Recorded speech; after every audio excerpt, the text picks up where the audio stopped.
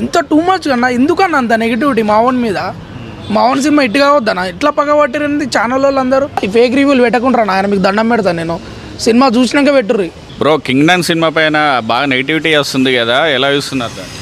అవునన్నా మరీ too much. ఒక 2 days నుంచి అంటే మూవీ రిలీజ్ కాకముందుగా 2 days నుంచి ఫేక్ రివ్యూస్ వేస్తారు. అరే ఇదేందన్న మూవీ ఇంకా రిలీజ్ కాలేదు ఎందుకట్లా వేస్తారు రివ్యూస్, అంతా ఫేక్ రివ్యూస్. ఎంత టూ మచ్ కన్నా ఎందుకన్నా అంత నెగిటివిటీ మావన్ మీద. మావన్ సినిమా ఇటు కావద్దన్నా, ఎట్లా పగబట్టిరండి ఛానల్ వాళ్ళు అందరూ. అరే మీ వ్యూస్ కోసం ఏది పడితే అది వేస్తారా మీరు? సినిమా ఫస్ట్ రిలీజ్ కాకముందుకే ఎంత ఫేక్. 2 days ముందు అన్న, 2 days ముందు సినిమా రివ్యూ పెట్టేస్తారా? మరి టూ మచ్ ఇది. కొంతమంది ఇండస్ట్రీలో ఏమో మావాడి మీద పగబట్టినట్టున్నారు, ఎవరో చేపిస్తున్నట్టు గట్టిగా. మావాడు ఎట్లున్నా కూడా ఈసారి సినిమా రిలీజ్ అయిపోతుంది, గట్టిగా రాడ్డు దింపబోతుండు. తెలుగు నెంబర్ 1 ప్లేస్లో తెలుగు ఇండస్ట్రీలో నెంబర్ 1 ప్లేస్లో నిలబడబోతుండు.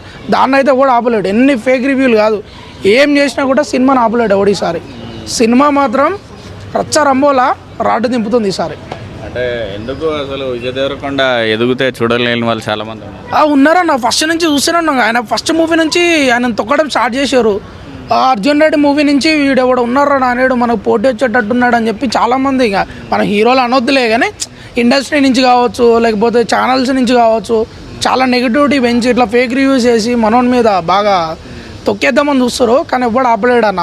ఈసారి తెలుగు ఇండస్ట్రీలో ఇది ఒక పాన్ ఇండియా మూవీగా నిలబడుతుంది. సినిమా బ్లాక్ బస్టర్ అవుతుంది, దాన్ని ఎవ్వడు ఆపలేడు. సినిమా ఇంకా రిలీజ్ కాలేదు, పడుతుంది రేపు మార్నింగ్ పడుతుంది సినిమా. ఈ ఫేక్ రివ్యూలు పెట్టకుండా ఆయన మీకు దండం పెడతాను నేను. సినిమా చూసినాక పెట్టుర్రి.